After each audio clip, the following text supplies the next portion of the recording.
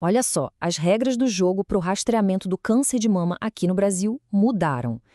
E essa mudança traz uma nova camada de complexidade, é verdade, mas principalmente de poder de decisão para muita gente. A pergunta parece simples, né? Fazer ou não o exame aos 40. Mas a resposta, agora, envolve um equilíbrio muito delicado entre os benefícios e os riscos. Vamos entender direitinho o que mudou nessas diretrizes do Ministério da Saúde e, mais importante, como essa mudança coloca a decisão final nas mãos de cada pessoa, sempre em conversa com os profissionais de saúde. Bom, antes de mais nada, é fundamental a gente separar as coisas. Uma coisa é o rastreamento, que é o foco aqui. São aqueles exames de rotina feitos em quem não sente absolutamente nada. Outra coisa, bem diferente, é o diagnóstico precoce. Esse acontece quando já existe um sintoma, um caroço, uma dor. Aí a investigação é outra história. Essa decisão do Brasil, ela não surgiu do nada, viu? Ela faz parte de uma conversa que está acontecendo no mundo todo e que ganhou muita força recentemente, principalmente por causa de uma mudança bem grande que veio lá dos Estados Unidos. Pois é, a Força Tarefa de Serviços Preventivos dos Estados Unidos, que a gente conhece pela sigla USPSTF, é uma baita referência em saúde pública global.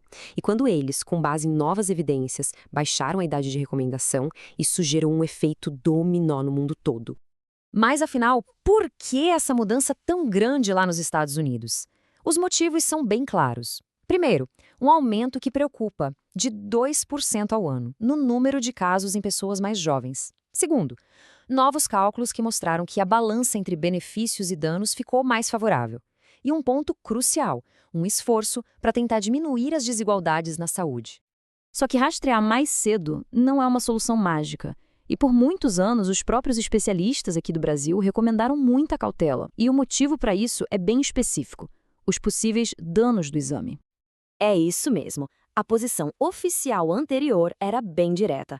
Para quem tem entre 40 e 49 anos, os possíveis prejuízos do rastreamento eram maiores que os benefícios.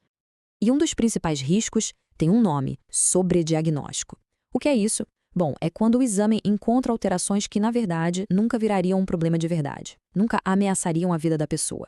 Só que, uma vez que se acha, o tratamento vem junto. Cirurgia, químio, radioterapia, tudo isso, no fim das contas, de forma desnecessária. E para a gente ter uma ideia do tamanho desse dilema, olha esse dado do Serviço de Saúde do Reino Unido. A estatística é forte, né? Ela mostra que para cada vida que o rastreamento salva, outras pessoas podem acabar passando por tratamentos que talvez nunca precisassem.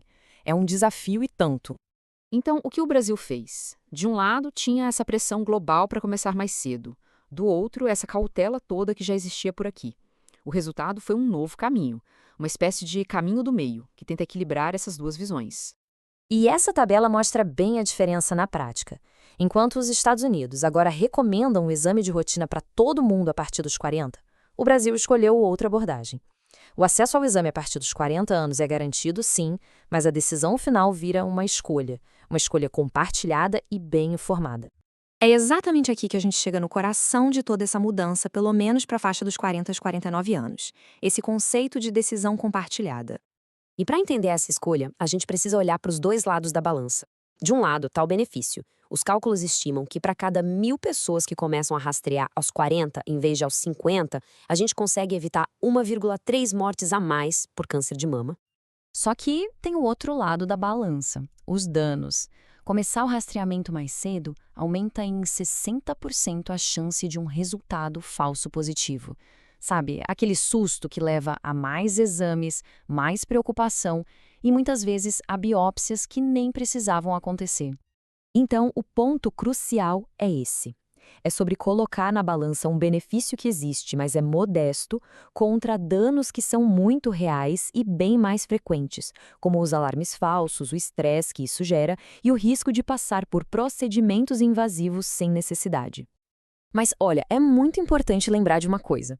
O rastreamento detecta o câncer, ele não impede que o câncer apareça. Por isso a conversa precisa ir além do exame. A gente precisa focar no que pode ser feito para diminuir o risco desde o começo. E essa informação aqui é muito poderosa. Os dados mostram que mais ou menos 1/3 de todos os casos de câncer de mama estão ligados a fatores que a gente pode controlar, a escolhas do nosso dia a dia. E as estratégias mais eficazes de prevenção são, na verdade, velhas conhecidas de uma vida saudável. Se manter em movimento, cuidar do peso, comer bem, evitar ou limitar o álcool, não fumar. Tudo isso comprovadamente ajuda a reduzir o risco. Isso nos leva a algo que vale para todo mundo, não importa a idade. A tal da conscientização corporal, que nada mais é do que conhecer o próprio corpo, saber o que é normal para si e, claro, procurar ajuda médica se notar qualquer coisa diferente. E aqui estão alguns sinais que devem sempre acender um alerta e motivar uma visita a um profissional de saúde em qualquer idade. Um caroço novo, alguma secreção diferente, mudanças na pele ou no formato da mama, qualquer coisa fora do normal. No fim das contas, a grande mensagem dessa nova diretriz é que ela é menos sobre uma regra fixa e mais sobre uma conversa. Ela dá ferramentas para que as pessoas possam pesar, junto com os médicos, as evidências de um lado, seus valores e medos do outro, e aí sim tomar a melhor decisão. A pergunta a se fazer não é mais o que a regra diz, e sim o que faz mais sentido para mim nesse momento.